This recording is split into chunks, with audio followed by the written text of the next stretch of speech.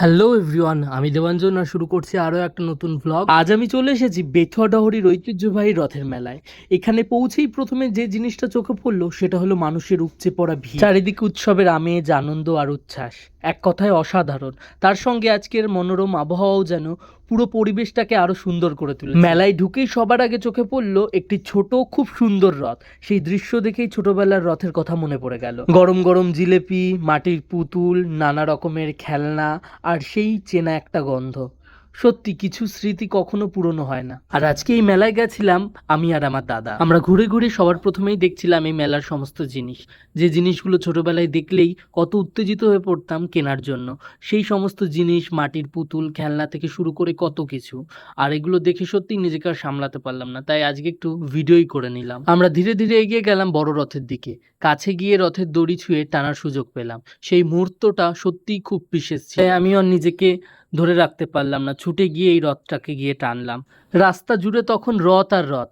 বিভিন্ন সংগঠন নিজেদের মতো করে সঙ্গীত, বাদ্যযন্ত্র আর বিভিন্ন ভক্তিগীত নিয়ে এগিয়ে চলেছে। চারিদিকে মানুষের হাসি মুখ, উৎসবের আনন্দ আর ভক্তির আবহ, সব মিলে এক অনন্য অভিজ্ঞতা। এরই মধ্যে আর একটি দৃষ্টিনন্দন রথ এসে দাঁড়ালো।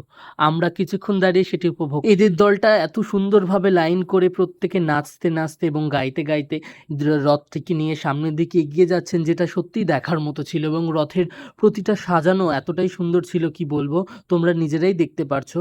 এবং প্রত্যেকে এত মজা করে এই দিনকে এই রথটাকে টেনে সামনে নিয়ে যাচ্ছিল, সেটা তো আমি উপভোগ করছিলামই, সাথে সাথে আমিও কিছুক্ষণ তাদের সঙ্গে হেঁটে সামনের দিকে এলাম। এইভাবে গোটা রথটাতে উপভোগ করতে করতে অন্য আরেকটি রথ আসছিল, সেটিকেও দেখলাম এবং এতটাই ভালো লাগছিল কি বলবো। এবং সেখান থেকে রথের মহাপ্রসাদ গ্রহণ করার একটা সৌভাগ্য হলো এবং ভক্তিভরে সেই প্রসাদ গ্রহণ করার অনুভূতিটা সত্যি ভাষায় প্রকাশ করা কঠিন। এরপর আরো একটি রথের দল এলো গান আর নাচের মাধ্যমে। তাদের উচ্ছ্বাস পুরো পরিবেশটাকেই আরো প্রাণবন্ত করে, বিশেষ করে পিতলের তৈরি জগন্নাথ, বলরাম ও সুভদ্রার বিগ্রহগুলি অসাধারণ সুন্দর লাগছিল। শিল্পকর্ম আর ভক্তির এমন মেলবন্ধন সত্যি চোখে লেগে থাকে। এরপর একের পর এক আরো রথ আসছিল এবং বিভিন্ন ছেলেপেলে বিভিন্ন নাচের মাধ্যমে সেই রথের যাত্রাটাকে আরো সুন্দর করছিল।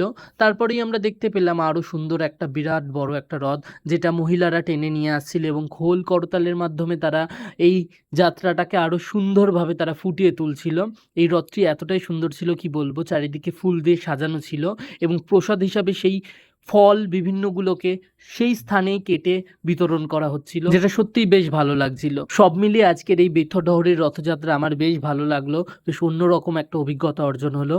যাই হোক, আজকের ভিডিওটা এখানেই শেষ করছি এবং তোমাদের যদি ভালো লেগে থাকে তাহলে অবশ্যই একটা লাইক এবং কমেন্ট করে দিও। টাটা।